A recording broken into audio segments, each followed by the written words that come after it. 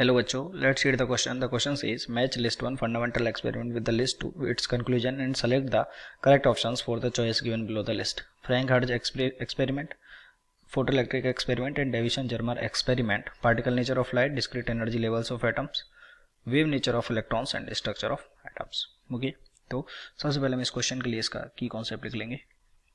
Okay, और इस question के लिए जो की कॉन्सेप्ट है दैट इज फंडामेंटल एक्सपेरिमेंट्स.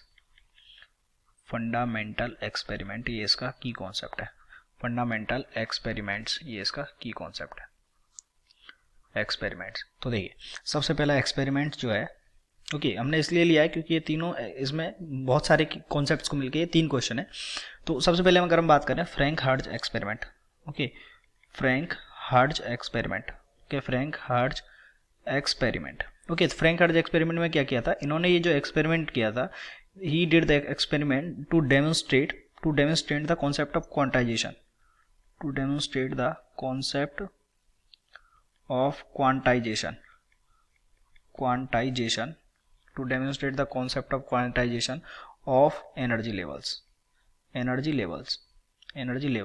और ये इसलिए इन्होंने क्यों किया था, इन्होंने इसलिए किया था क्योंकि जो बोर मॉडल है, बोर मॉडल में उन्होंने क्या कहा था, बोर मॉडल ने कहा था इलेक्ट्रॉन उन्हीं कक्षाओं में चक्कर लगाते हैं जिनके कोणीय संवेग का मान NH/2π होता है. ओके, तो ये जो क्वांटाइजेशन है ओके एल का, इसको समझने के लिए इन्होंने ये एक्सपेरिमेंट किया था. तो इसका आंसर क्या हो जाएगा, इसका आंसर हो जाएगा फ्रैंकफर्ट का क्या हो गया, the different discrete energy levels of atoms. तो इन्होंने पता लगाया था कि अगर n की डिफरेंट वैल्यू के लिए हमको यहाँ पे डिफरेंट एनर्जी लेवल्स मिलते हैं. तो ए का आंसर क्या हो गया, discrete energy levels of atoms. दूसरा अगर हम बात करें फोटो इलेक्ट्रिक इफेक्ट, तो फोटो इलेक्ट्रिक इफेक्ट में क्या करा था कि जब किसी मेटल की सरफेस पर फोटो इलेक्ट्रिक इफेक्ट या फोटो इलेक्ट्रिक एक्सपेरिमेंट है, उसमें क्या करा था हमने एक ऐसे इमीटर प्लेट था और एक कलेक्टर प्लेट था, और इस पे जब लाइट इंसिडेंट कराएंगे, अगर इसका work function h phi naught equals to h nu naught है, तो अगर हम nu is greater than nu naught का लाइट इस पे इंसिडेंट कराते हैं ओके, तो यहाँ से क्या हो जाता है, यहाँ से इलेक्ट्रॉन का इमिशन हो जाता है. ओके, यहाँ से इलेक्ट्रॉन का इमिशन हो जाता है. तो बेसिकली हमने क्या किया था, हमने माना था कि जो लाइट है, जो रेडिएशन है, ये करती कैसे है कि जब किसी ये मैटर के साथ इंटरेक्ट करती है, जब ये किसी मैटर के साथ इंटरेक्ट करती है तो ये इंटरेक्ट कैसे करती है, फोटॉन्स की फॉर्म में. ओके, फोटॉन्स की फॉर्म में करती है, और फोटॉन्स क्या होते हैं, एनर्जी के बंडल्स होते हैं या एनर्जी के पैकेट्स होते हैं. तो बेसिकली हमने इसमें क्या क्या माना था, लाइट को हमने माना था एक पार्टिकल, और वो पार्टिकल कौन सा है, फोटोन. तो particle nature of light photo electric experiment से, तो बी का कितना हो गया, 1 हो गया. और अगर हम डेविसन-जर्मर एक्सपेरिमेंट की बात करें, डेविसन-जर्मर एक्सपेरिमेंट.